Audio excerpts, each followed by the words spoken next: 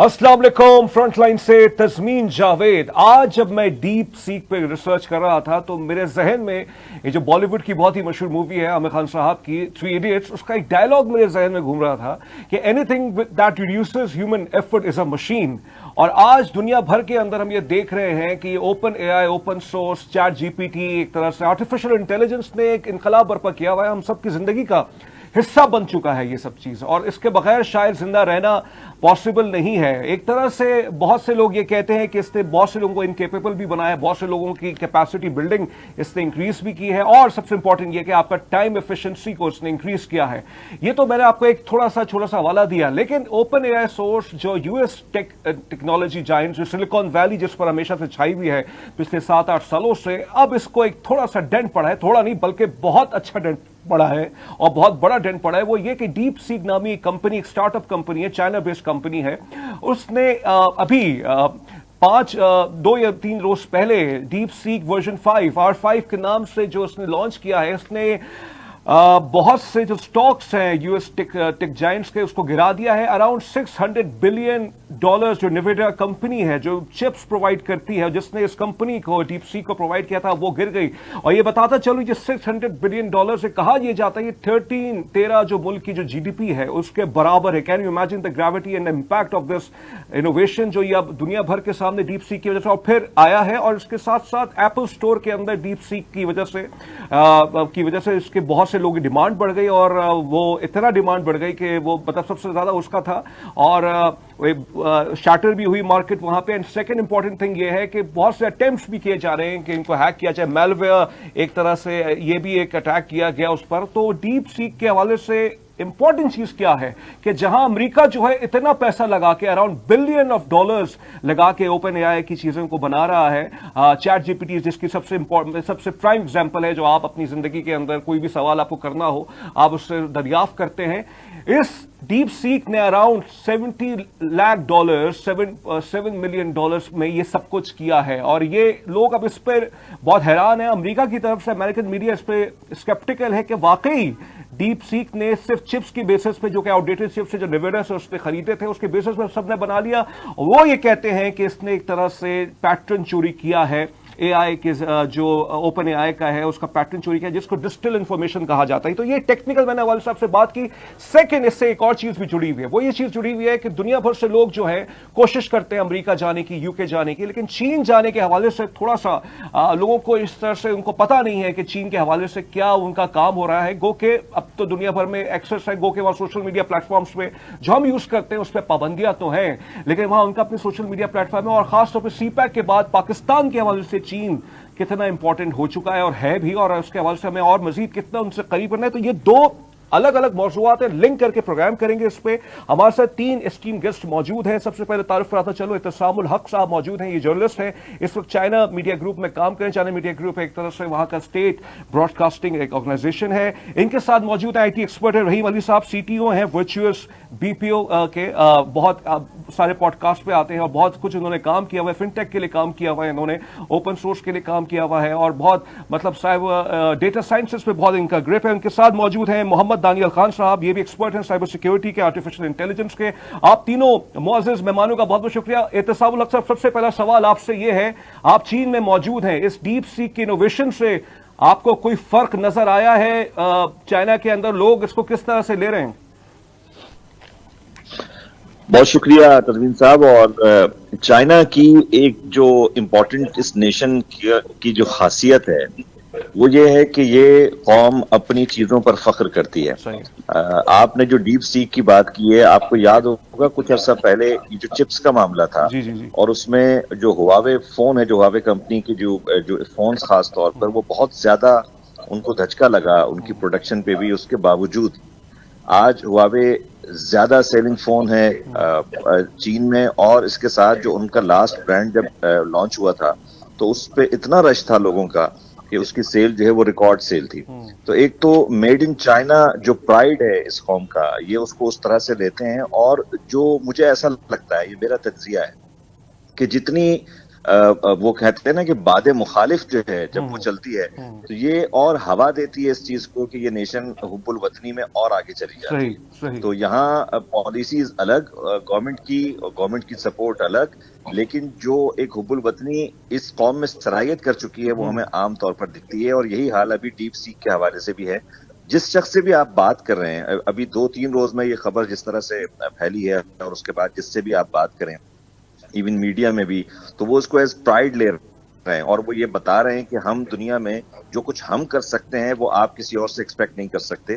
तो अब China as a manufacturing industry in all goods, जो कि आप कस्टमर्स के हवाले से कहते हैं, जिनको आप हाउस होल्ड गुड्स कहते हैं, उससे निकल कर जो चीन का पिछले 1.5 साल से मोटिव था कि आपने नई मयारी पैदावारी कुव्वत जो है वो बनकर, ठीक है साहब आपने बहुत कई दफा ये कह चुके हैं। हाँ, आपने बहुत गहरे नुकात पैदा किया और आपने कहा कि हुब्बुल वतनी जो है वो बहुत इंपॉर्टेंट चाइना के अंदर। लेकिन अब चलते हैं टेक्निकल एस्पेक्ट की तरह, वो बिल्कुल उनका डोमेन है। जो गेस्ट है वो आज हम उस पर बात करेंगे थोड़ा सा।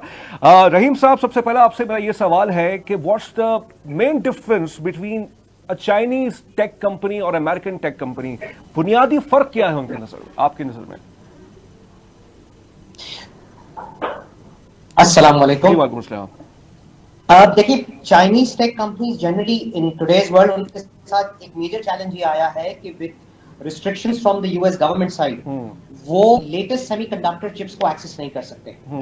Latest technology in terms of जो बहुत ही फास्ट पेस सेमीकंडक्टर्स होते हैं, which are very small technologies, 3 nanometres, 4 nanometres, specifically high end GPUs, उनको एक्सेस नहीं कर सकते हैं। Hence, US always thought कि without access to these technology, they will not be able to, वो जल्दी जो है वो हमारे उस लेवल तक नहीं पहुंच सकेंगे कि जिस लेवल की टेक्नोलॉजी, जिस लेवल के मॉडल, जिस लेवल की AI competitiveness में हम काम कर रहे हैं। However, with the introduction of DR1, US also found it very weird कि ये चीज कैसे हो गई और how were they able to do this very effectively. That is one of the major difference between these two countries as of right now. Okay, as of right now, अब ये आपने बहुत ही गहरा नुक्ता इस पर बयान फरमाया कि वो उनको लग नहीं रहा था कि वो उस तक एक्सेस करेंगे, लेकिन उन्होंने बिल्कुल ही बुनियादी चिप्स के जरिए से जो इन्वेंटर्स उन्होंने खरीदे थे, आउटडेटेड कहा जा रहा है, उसके जरिए वो, यही मैं समझा हूँ इस बात से तगय्युर आया है। लेकिन आगे चलते हैं, मोहम्मद दानिश साहब आपके पास।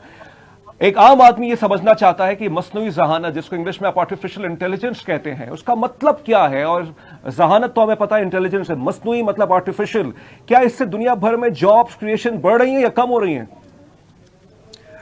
अस्सलाम वालेकुम। अच्छा, thank you for this opportunity.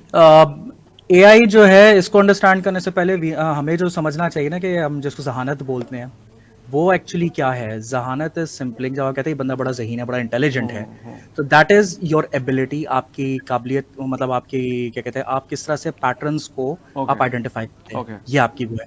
अब ये चीज जब मशीन को सिखानी हो तो वो आर्टिफिशियल इंटेलिजेंस है कि वो मशीन उसको वो कर सके। वो कैसे करते हैं? वो हम मशीन लर्निंग के थ्रू करते हैं। आपने इंटेलिजेंस कैसे हासिल की? लर्निंग के थ्रू। तो मशीन कैसे हासिल करेगी? मशीन लर्निंग के थ्रू।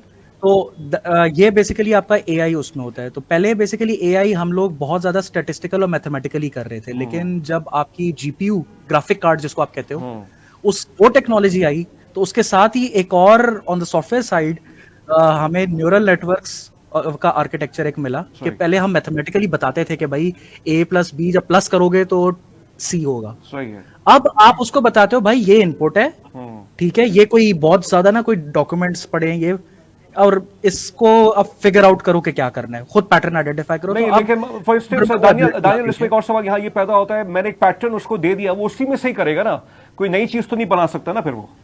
नहीं, वो उसी में से ही करता है, बिल्कुल जैसा डाटा सेट होगा उसी तरह का आपको आउटपुट मिलेगा। अगर आप फॉर एग्जांपल, ये हमारा बड़ा कॉमन एक वो होता है कि आप अगर उसको सिखा रहे हो कि अबाउट, एक उसको कह रहे हो ऐसे लिखना है, ऐसे लिखा आपने कि भाई माय फ्रेंड पे, और अगर आपने उसको वो कॉन्टेक्स्ट उस तरह से नहीं दिया और वो एआई अभी सही, अभी तो खैर ये मसला नहीं है, लेकिन शुरू में हमें मसला होता था, तो अगर आप उसको सिर्फ माय फ्रेंड के ऐसे पे ट्रेन करोगे और आप उसको कहोगे माय फादर पे लिखो, तो वो फिर लिखेगा देयर आर मेनी फादर्स। अच्छा, डीप सीक के हवाले से भी ये बात कही जा रही है कि उर्दू के हवाले से उसकी उर्दू निस्बतन बेहतर है चैट जीपीटी के हवाले से, ये एक लोगों के राय है। लेकिन आगे चलेंगे डिस्कशन को। एहतसाम साहब, चाइना के अंदर आप देख रहे हैं बहुत से सकाफती हवालों से पाकिस्तान भी मतलब ऑब्वियसली मतलब कहता है कि हमारा दोस्त है, हर मौसम का एक दोस्त है, और उसके हवाले से वो कोशिश ये करते हैं कि चीन और पाकिस्तान आगे जाए। कुछ हालिया दिनों में कुछ इत्तलात ये आई थी कि सिक्योरिटी मसाइल की चीजें पैदा हुई थी, जिसमें चाइनीज एम्बेसडर ने पाकिस्तान में लोगों, मतलब यहाँ के जो ऑफिशियल्स थे, उनसे कुछ शिकवा शिकायतें भी की।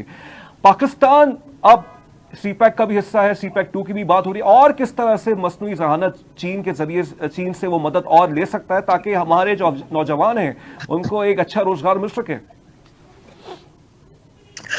तस्मीन, इस सिलसिले में मैं आपको बता दूं कि पाकिस्तानी जो स्टूडेंट्स हैं, पहले बहुत सारे लोगों को, ये मेरी अपनी जो स्टडीज है मैं वो बता रहा हूँ आपको, कि बहुत सारे लोगों को पहले नहीं मालूम था कि वो चीन आकर भी पढ़ सकते हैं, जिस तरह से आपने प्रोग्राम के शुरू में कहा, और बहुत सारे लोग वेस्ट की तरफ ज्यादा जाते थे। लेकिन अब ये जो इंफॉर्मेशन है और ये जो मैं इसको आगाही कहूंगा कि बहुत ज्यादा अवेयरनेस आ गई है लोगों में, और यहाँ पे बहुत सारे स्टूडेंट्स जो हैं वो आर्टिफिशियल इंटेलिजेंस के हवाले से अभी पढ़ रहे हैं और पढ़कर गए हैं, जिनसे मैंने बात की है, और वो बहुत होपफुल हैं, और वो इस सिस्टम से भी बहुत कहना चाहिए कि पुरुम्मीद हैं जो ये कहते हैं। एक तो एक खास चीज पाकिस्तान के हवाले से यहाँ ये है कि बहुत सारी चीजों में पाकिस्तान को बहुत स्पेशल एक प्रोटोकॉल दिया जाता है, और वो पाकिस्तान की दोस्ती के हवाले से है। तो वो एक एंजॉय करते हुए वो प्रिविलेज मैं समझता हूँ कि स्टूडेंट्स यहाँ बहुत ज्यादा आए। तो आपने जो बात की सिक्योरिटी के हवाले से, ये एक मेन कंसर्न है जो कि मैं 2024 में मुख्तलिफ टीवी चैनल्स पर कहता रहा हूँ, और 2024 का जब इख्तिताम हुआ तो जो जितने तबसरे मैंने देखे सीपैक के हवाले से जो चीन में लिखे गए, उनमें ये एक खास कंसर्न है, अपनी सिक्योरिटी इश्यूज को फौरन से हल करना होगा, क्योंकि अब सीपैक 2 की तरफ जब हम चले गए तो हमारे पास वक्त कम है। तो ये एक ठीक है तो साहब आप ये कह रहे हैं सिक्योरिटी के मसले को हल करना है। रहीम साहब, मैं आपकी तरफ आता हूं, बिकॉज हमारे पास बहुत से इश्यूज नहीं, टॉपिक्स हम लिंक करके बना जाए ताकि आवाम को जो देख रहे हैं, हमें जो हमारी व्यूवर्स हैं, उनको हम अवेयर कर सके। एक आज जब मैं इसको थोड़ा सा तहकीक कर रहा था डीप सीक के हवाले से, तो वहां यूएस में ये बात हो रही है, वहां जो टेक जाइंट्स हैं इस पे एक स्केप्टिकल है, वो ये कह रहे हैं कि ये जो इन्फॉर्मेशन जो डीप सीक ने पूरा जो मॉडल बनाया है, ये डिस्टिल्ड इन्फॉर्मेशन है। फॉर इंस्टेंस जो पैटर्न जो ओपन एआई का था उस पर बनाया हुआ है। I want to understand what is distilled information. Basically जो समझ में जो आ रहा है वो ये है कि एक चीज है, एक तहरीर है, एग्जांपल दे रहा हूं, उसको आपने और समराइज कर दिया, पैराफ्रेज कर दिया, इसी तरह का है वो? नहीं, not exactly. Okay, so digital information जो एआई की कॉन्टेक्स्ट में लिया जाता है वो इस तरह से है कि एक आपके पास मॉडल होता है जिसको आपने लेट्स से 1 ट्रिलियन पैरामीटर्स के ऊपर ट्रेन किया हुआ होता है। जब आप उसको सवाल पूछते हैं तो वो आपको एक specific kind of an output देता है, ठीक है, राइट? इसी तरह से फिर एक मॉडल होता है, लेट्स से उसको 100 बिलियन पैरामीटर्स के ऊपर ट्रेन किया जाता है, that's called a smaller model. वो जो छोटा मॉडल है, स्मॉल मॉडल है, हम उसको क्या करते हैं, हम उसको ये सिखाते हैं कि भाई अगर जो मैंने सवाल आपसे पूछा है था, जवाब उसका आया है, तुम भी ऐसा ही जवाब दो। तो ये जो मिररिंग होती है इन terms of learning from a bigger model, कि आपने जो सवाल बड़े मॉडल को पूछा, जब उसका जवाब मिला तो आपने उन जवाबों का डेटा सेट बनाया और उसके हिसाब से आपने फिर छोटे मॉडल को ट्रेन किया उस डेटा सेट के ऊपर। तो that is called digital information, the information that is extracted out of the larger language model to train a small. तो फिर रहीम साहब यहाँ पे ये सवाल ये पैदा होता है जो आपने बहुत अच्छे एक्सप्लेन किया, तो यूएस का ये जो क्लेम है कि डिजिटल इंफॉर्मेशन है, आप इसको सही मानते हैं या गलत मानते हैं? What's your point of view on this? देखिए, जब आप कोई भी चैटबॉट यूज करते हैं, चाहे वो चैट जीपीटी, चाहे वो जेमिनाई हो, चाहे वो एंथ्रोपिक का क्लॉड एआई हो, any model that you use, जब आप उसको कोई सवाल पूछते हैं और आपको जब वो जवाब देता है, उस जवाब के ऊपर टेक्निकली कोई कॉपीराइट नहीं है, to the best of my understanding. हम चूंकि इन मॉडल्स के ऊपर काम करते हैं, इस मॉडल्स का डेटा बहुत यूज भी होता है, so no one can claim actually कि जो मैंने सवाल पूछा है उसका जो जवाब मिला है वो ओपन एआई की प्रॉपर्टी है, या वो जेमिनाई की प्रॉपर्टी है, या वो क्लॉड एआई की प्रॉपर्टी है। सिमिलरली, जब आप ओपन सोर्स मॉडल्स लेते हैं जिसको यूज करके DeepSeek R1 को ट्रेन किया गया है, इस पर्टिकुलर केस भी the answer depends on the question that is being asked. Okay, so अगर आपका प्रॉम्प्ट जो है, जिसको जो क्वेश्चन है उसको हम एआई की जबान में हम प्रॉम्प्ट कहते हैं, द प्रॉम्प्ट जो हम उसको देते हैं, जितना वो कॉम्प्लेक्स और जितना वो इलैबोरेट होगा उतना आर्टिकुलेट हमें जवाब मिलेगा। एग्जैक्टली। नाउ एआई मॉडल्स के अंदर एक खुसूसियत होती है कि आप अगर एक बहुत छोटा सा सवाल है, सिंगल लाइन सवाल पूछा, आप अभी जाके वो सवाल पूछें और 2 घंटे के बाद जाके आपसे वही सवाल पूछें, आपको जवाब काफी मुख्तलिफ मिलेंगे। नाउ इन ऐसी सिचुएशन अगर आप करते ये है कि आप उस सवाल को बार बार पूछते हैं ताकि आपके पास एक डेटा सेट जमा हो जाए। नाउ चूंकि वो चीज वेरी करती जा रही है, every answer is different from the previous one, आप ये क्लेम नहीं कर सकते कि this is a copyrighted information from us. Okay, excellent, very very very elaborative, very elaborative. इस बहुत ही इंटरेस्टिंग डिस्कशन हो रही है। इस नुक्ते पर ब्रेक लेते हैं और एक चीज मैं यहाँ एक समराइज कर रहा हूँ। सवालात जो है उसकी एक कैद है और वही कैद के हिसाब से दुनिया भर के पैटर्न जितने भी आपके जनरेटिव मॉडल्स हैं उस हिसाब से बनाते हैं। वो कोई ऐसा सवाल नहीं है कि इस वक्त जो है आप कह सकते हैं कि वो आपके तस्वुरात में एग्जिस्ट करता है लेकिन बाहर नहीं, बाहर सब चीजें आ चुकी हैं और इसी वजह से सारे सवालात के आपको जवाब मिले। थोड़ा सा ये टेक्निकल और फिलोसॉफिकल बात मैंने की है, समझेगा इसको। इस पर एक ब्रेक लेते हैं, ब्रेक के बाद फिर से आते हैं।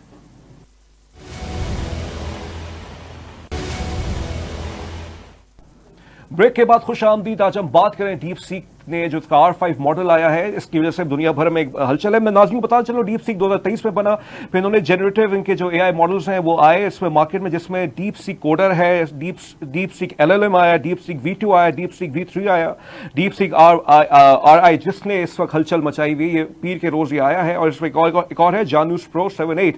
तो इस पे ये डीप सीक का हवाला, लेकिन ये 2023 में कंपनी लॉन्च हुई थी और अभी रिलेटिवली बिल्कुल अगर आप ओपन AI से कंपैरिजन करें वो 2014 या 15 में हुई है, गालिबन कैलिफोर्निया बेस्ड है।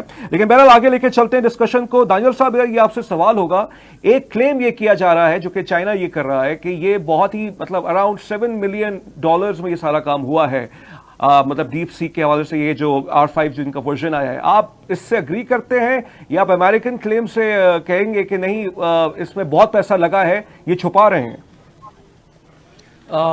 ये क्या कहते हैं, जो आपको 7 मिलियन तो नहीं, मुझे 5.5 मिलियन की जो फिगर मिली है, दैट इज द कॉस्ट जो इसकी, ये वो वाली कॉस्ट है कि इसकी ट्रेनिंग में कितना लगा है। Okay. और इसमें पीछे इंफ्रास्ट्रक्चर और वो सारी चीजें भी शामिल है जो अगर कंपैरेटिवली चैट जीपीटी या ग्रॉक और इनको देखें, इन्होंने बहुत ज्यादा, इससे कई गुना ज्यादा इस्तेमाल किए। जो चैट जीपीटी है उसकी ट्रेनिंग कॉस्ट ही जिसको ये लोग 6 मिलियन डीप सीक में वो इसमें कर रहे हैं, वो उनका $100 मिलियन से ज्यादा लगा हुआ है, ठीक है। और डीप सीक ने बेसिकली जो है वो 2000 जो ग्राफिक कार्ड्स है उसको यूज करके उन्होंने इफेक्टिवली ये चीज अचीव कर ली है, जबकि चैट जीपीटी को इससे कई गुना ज्यादा बड़ा इंफ्रास्ट्रक्चर बनाना पड़ा है उनको।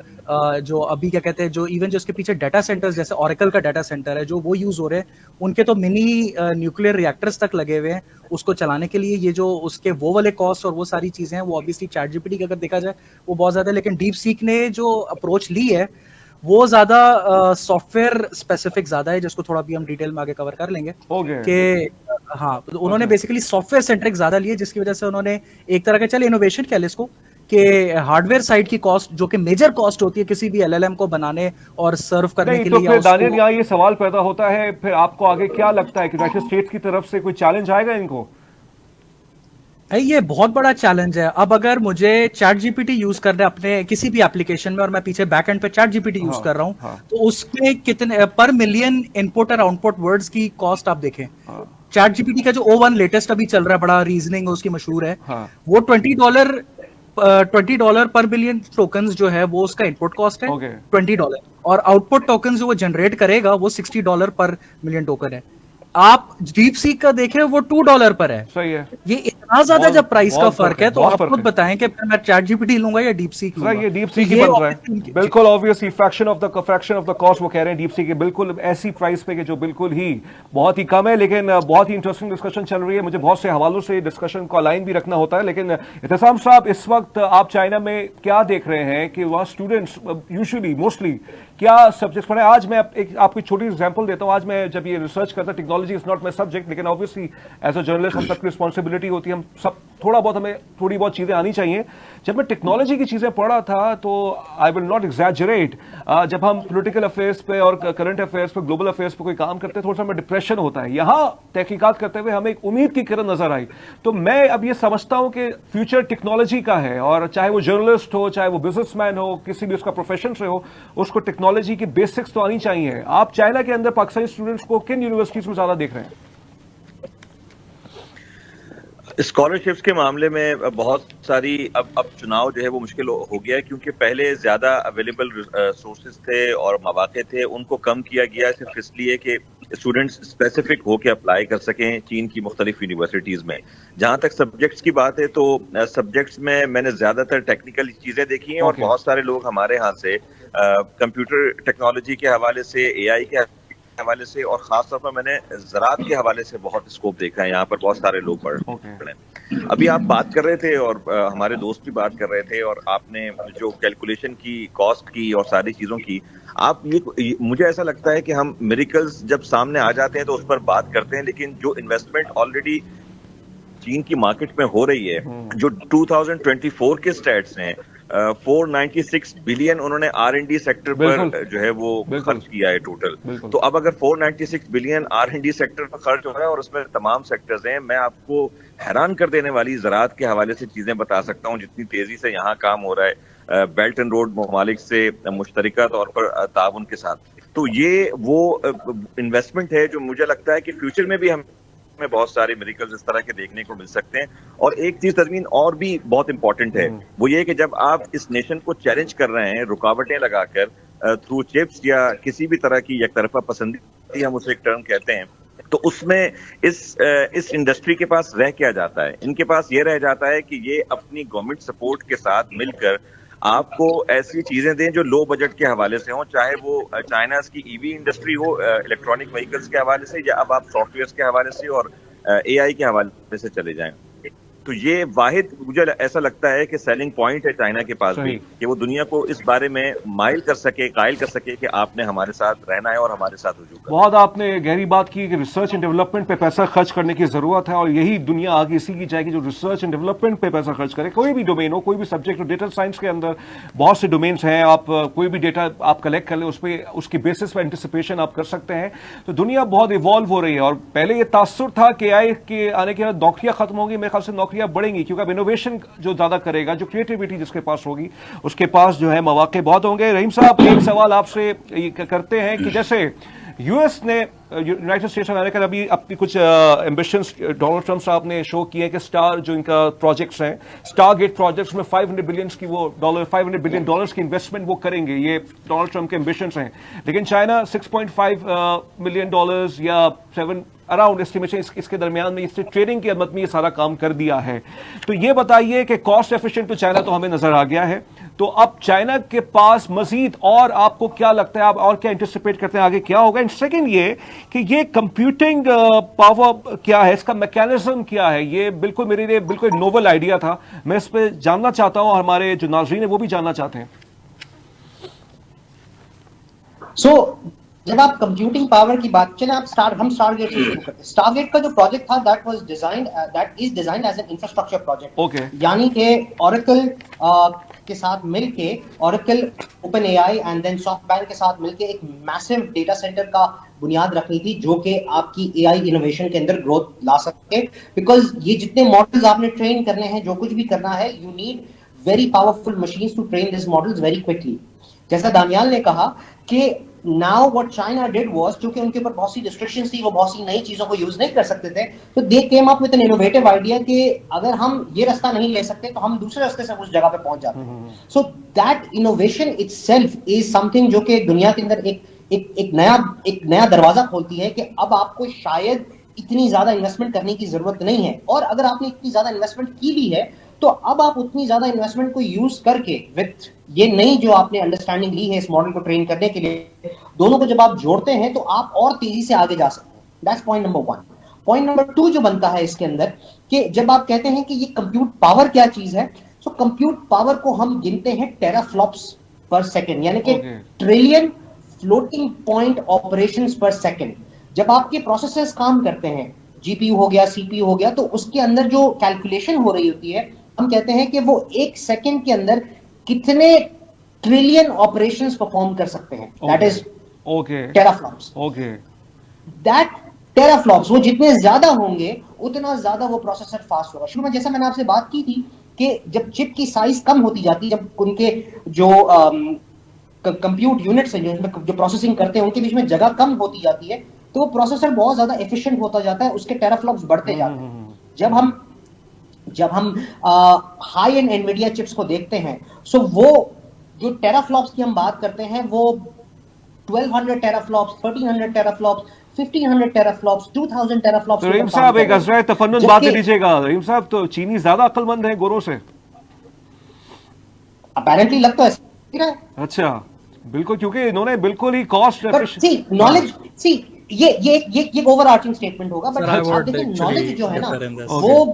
वो किसी को रोक नहीं सकते आप। ठीक है। नॉलेज इज समथिंग जहां पे आज अगर चाइनीज ने एक चीज इन्वेंट कर ली है, हाँ। उससे पहले अगर आप सोचें कि यूएस जब इसमें काम करना शुरू किया था, तब at that point in time कोई भी नहीं था, तो at that point in time वो सुपीरियर थे। ठीक आज है। चाइनीज आगे बढ़ गई, तो जिस बिल्कुल। तरह से नॉलेज मतलब ये है कि नॉलेज के दरमियान रहीम साहब, नॉलेज नॉलेज के दरमियान कंपटीशन है, और यही दुनिया, वही लोग इनकी कदर होगी जो इल्म की बात करेंगे, यही इसका मैसेज है। दानिश साहब, आप भी इस पे कुछ कहिएगा इन सेकेंड। ये पाकिस्तान कहाँ खड़ा हुआ है सब में?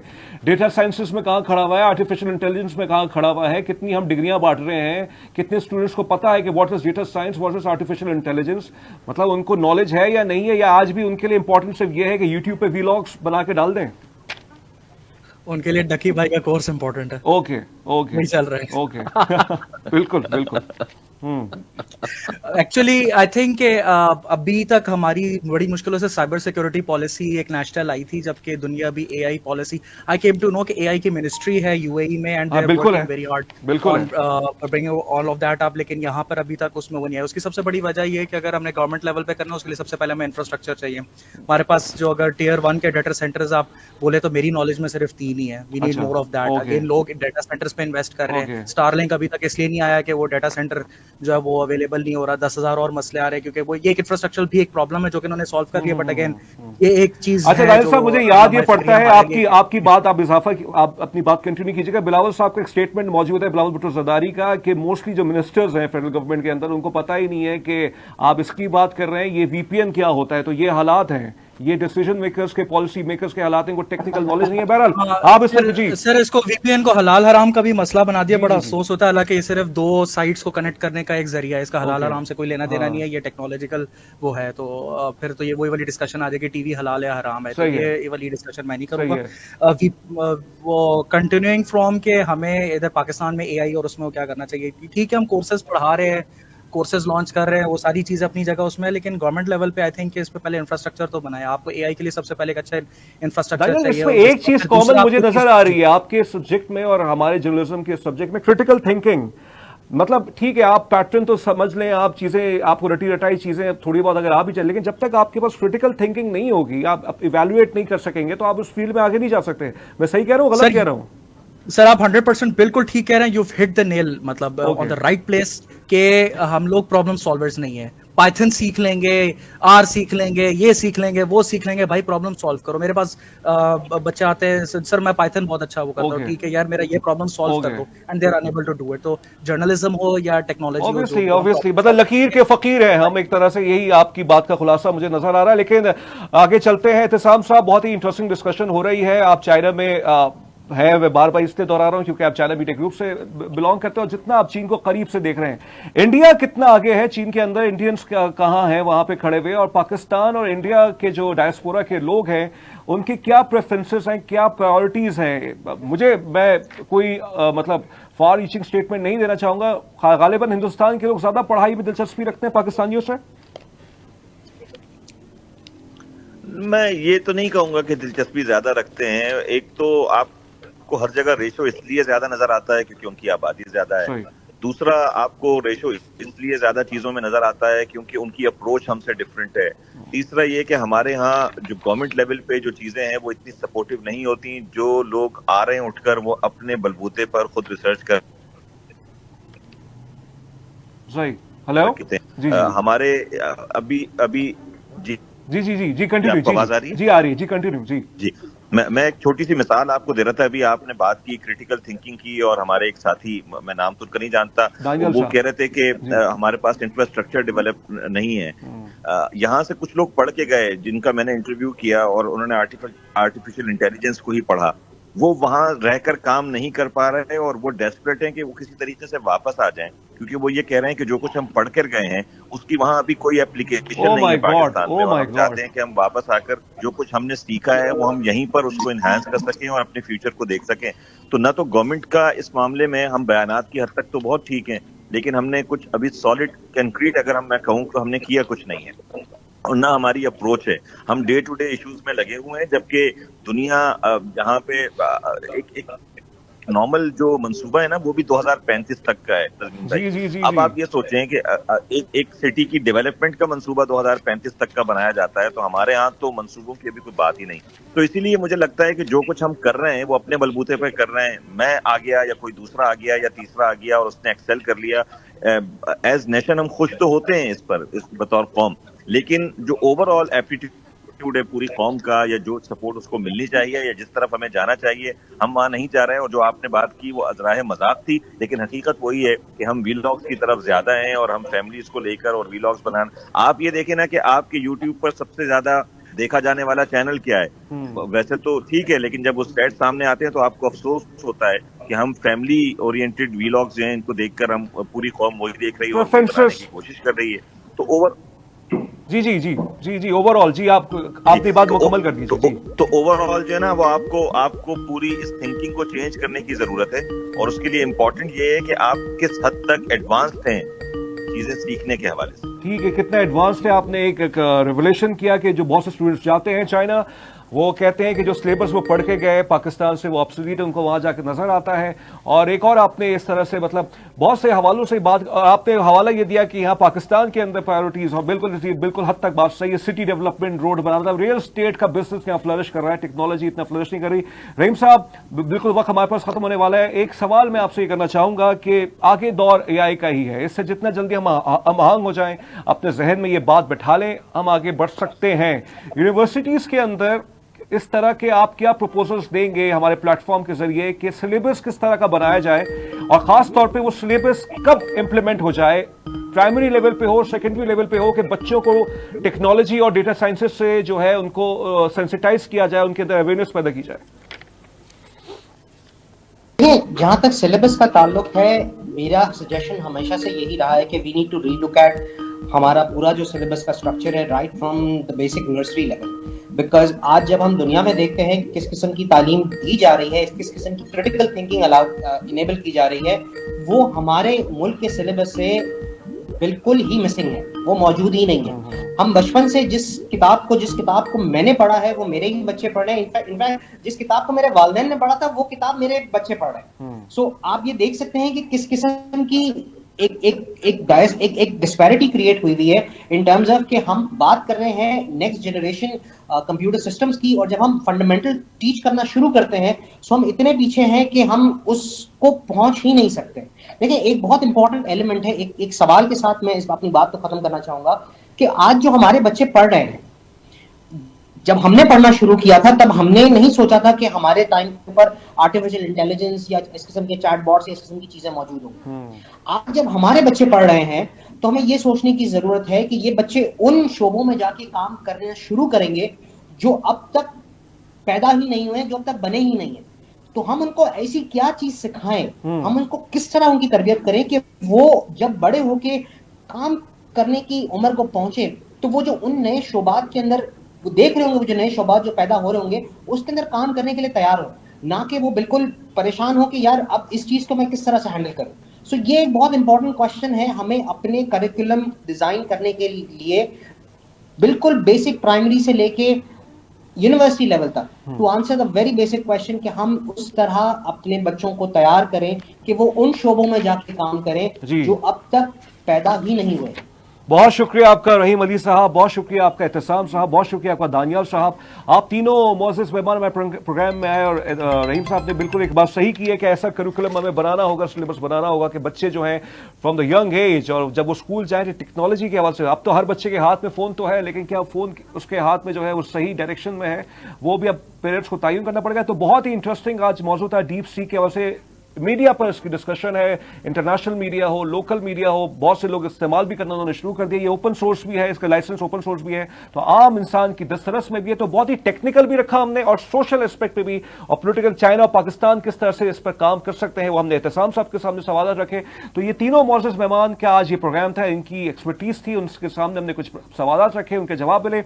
पाकिस्तान कहता है कि चीन उसका सबसे अच्छा दोस्त है और चीन ये कह रहा है पाकिस्तान से कि अपने सिक्योरिटी के मसाइल हल कर लो ताकि दुनिया भर में हम दोनों के जो ताल्लुकात हैं उसके दरमियान जो है जो अमन आए और हम आगे चलें और मईशत जो है तरक्की करे। दुआ करते हैं कि पाकिस्तान के स्टेक होल्डर्स चाइना के साथ अपने ताल्लुकात को मजीद मुस्तहकम करने के लिए सिक्योरिटी मसाइल को सही तरह से रिजॉल्व करें ताकि ये जो दोस्ती है ये मजीद जो है आगे जाए। तस्मीन जावेद को इस स्पेशल एपिसोड के साथ इजाजत दीजिए। फ्रंटलाइन की अपना बहुत ख्याल रखिएगा। अल्लाह हाफिज।